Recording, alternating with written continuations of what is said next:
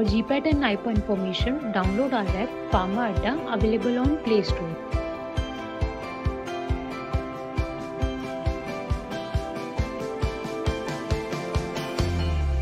First of all, before going to start today's session, let's start with this diagram.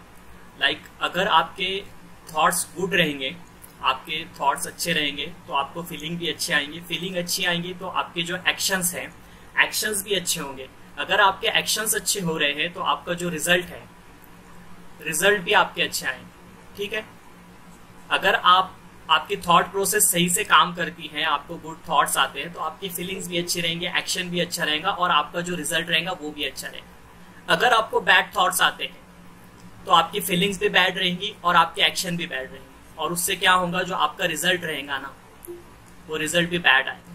तो अब आपको decide ये करना है कि आपको कौन से वे के अंदर जाना है, फर्स्ट वे के अंदर जाना है या सेकेंड वे के अंदर जाना है। अगर आप अच्छा रिजल्ट चाहते हैं, अगर आप जीपैट एग्जामिनेशन क्वालिफाई करना चाहते हैं तो सबसे पहले तो आपको अपने थॉट प्रोसेस के ऊपर काम करना पड़ेगा।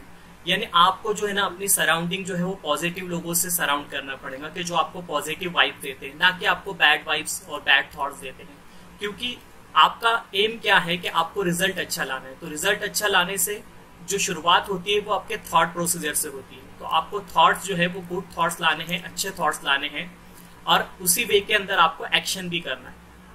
देन क्वेश्चन ये आता है, बहुत सारे लोगों के माइंड के अंदर ये क्वेश्चन है कि सर जब हमारे पास में बुक्स अवेलेबल हैं तो हमको नोट्स क्यों बनवानी है। ठीक है, ये क्वेश्चन बहुत सारे स्टूडेंट का है। तो हम लोग देखते हैं कि आपको नोट्स क्यों बनाना है और उसके क्या क्या बेनिफिट्स हैं। तो reading from books can be boring, मतलब आप अगर बुक से पढ़ रहे हैं तो आपको कुछ तो भी कभी ना कभी वो चीज बोरिंग लगने लगी, क्योंकि बुक के अंदर क्या होता है कि वास्ट सिलेबस होता है। ठीक है, बहुत सारा सिलेबस होता है। फॉर एग्जांपल आप केडी त्रिपाठी ले लो, केडी त्रिपाठी जो है वो एमबीबीएस के स्टूडेंट्स रेफर करते हैं, तो उसके अंदर बहुत सारा जो भी है, बहुत सारी चीजें हैं जो हमारे लिए नेसेसरी नहीं है एग्जामिनेशन के लिए। तो आप वो सारा कुछ देखोगे और उसकी लेंथी बुक देखोगे तो आप थोड़ा सा बोरिंग महसूस करोगे।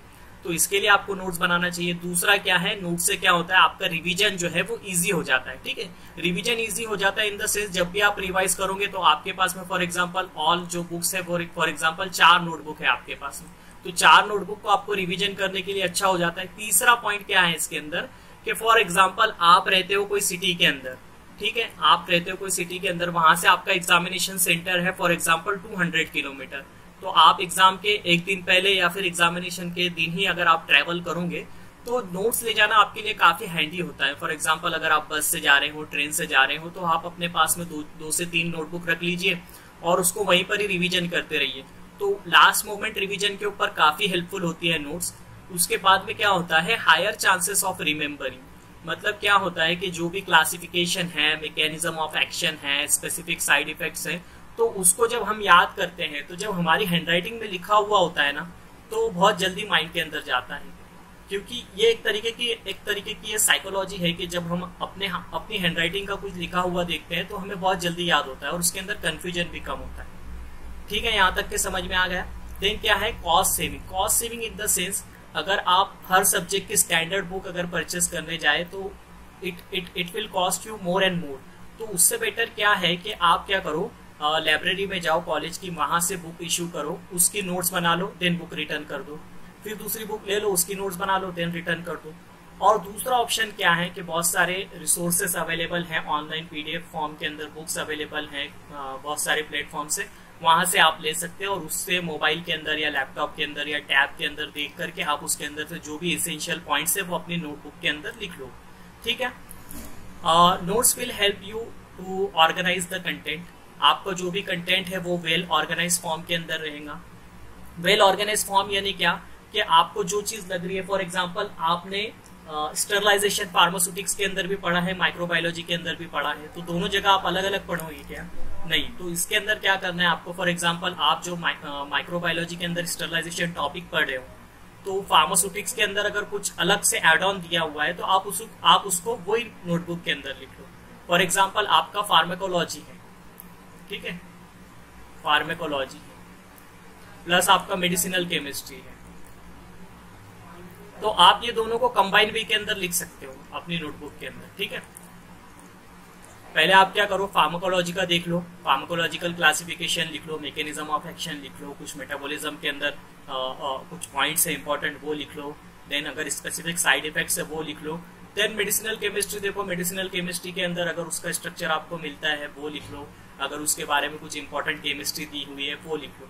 तो इससे क्या होगा कि आपको 2 बुक्स को देखने की नीड नहीं पड़ेगी। फॉर एग्जांपल आप केडी त्रिपाठी भी नहीं देखोगे और विल्सन और ग्रिसवॉल्ड भी नहीं देखोगे रिवीजन के टाइम पे। आपके पास में एक नोटबुक रहेंगी जिसके अंदर वेल ऑर्गेनाइज्ड फॉर्म के अंदर दोनों का कंटेंट आपको एक ही जगह पर मिल जाएगा। Then it will boost your confidence. Boost your confidence in the sense, आपने जो अपनी हैंडराइटिंग में लिखा हुआ है, जो आपने पढ़ा हुआ है, तो अगर फॉर एग्जांपल आपने किसी की वैल्यू लिखी हुई है उसके अंदर, फॉर एग्जांपल SLS का HLB वैल्यू आपने लिखा है 40, और अगर आप डिस्कस कर रहे हो अपने फ्रेंड्स के साथ में, तो अगर उसने बोला कि नहीं SLS का जो वैल्यू है वो तो 30 है, तो आप उसको कॉन्फिडेंस से बोल सकते हो कि नहीं मैंने 40 पढ़ा भी है और 40 लिखा भी है, तो इसके अलावा तो कुछ नहीं होगा। So notes will boost your confidence, then will be helpful for long period of time. यानी नोट्स जब आपने बना लिया तो वो आपको ऐसा नहीं है कि सिर्फ एग्जाम के लिए हेल्पफुल होंगे। आप जब भी MS, M.Pharm, जब भी आप MS, M.Pharm के लिए जाओगे तो उसके अंदर भी कोई सिलेबस अलग नहीं है, जो आप अभी पढ़ रहे हो उसी का आगे है। फॉर एग्जाम्पल अगर आप NMR पढ़ रहे हो, अगर आप UV पढ़ रहे हो, IR पढ़ रहे हो, तो ये सारी चीजें आपको आगे मास्टर्स में लगने ही वाली है, ठीक है। तो आप अभी से उसकी नोट्स प्रिपेयर कर लोगे तो आपको आगे इतनी दिक्कत का सामना नहीं करना पड़ेगा, ठीक है। अभी इसके अंदर बात यह है कि हमारे साथ में स्टूडेंट जुड़े हुए हैं जो कि जिसके अंदर 3rd ईयर के स्टूडेंट भी हैं और फाइनल ईयर के भी, ठीक है, 3rd के भी हैं और 4th ईयर के भी। तो 3rd ईयर वालों के पास तो टाइम जो है वो ज्यादा है, 4th ईयर जो फाइनल ईयर वाले हैं इनके पास में टाइम कम है। तो अभी मैं 4th ईयर वालों की बात कर रहा हूँ। 4th ईयर वालों को मैं एक चीज सजेस्ट करूंगा, जो अभी फाइनल ईयर के अंदर जो अटेम्प्ट करेंगे, तो आप क्या करो, जो मेजर सिलेबस है ना, मेजर सिलेबस के अंदर जो मेजर टॉपिक्स है ना, उसकी नोट्स निकालना शुरू कर दो अभी से, ठीक है। और उसके बाद में अगर आपको टाइम मिलता है तो आप माइनर के भी जो इंपॉर्टेंट टॉपिक है उसको लिख लो, और अगर आपको टाइम नहीं मिलता है तो आप माइनर जो है वो बुक से ही कर लो, या फिर कोई जेपैड पॉइंट ऑफ व्यू से लिखी हुई बुक है वहां से कर सकते हैं, या फिर फार्मा अड्डा के नोट से कर सकते हो। लेकिन जो 3rd ईयर वाले हैं आपके पास में टाइम ज्यादा है, तो आप जो है पहले तो मेजर से स्टार्ट करो, मेजर के बाद में आप माइनर के ऊपर जाओ, ठीक है।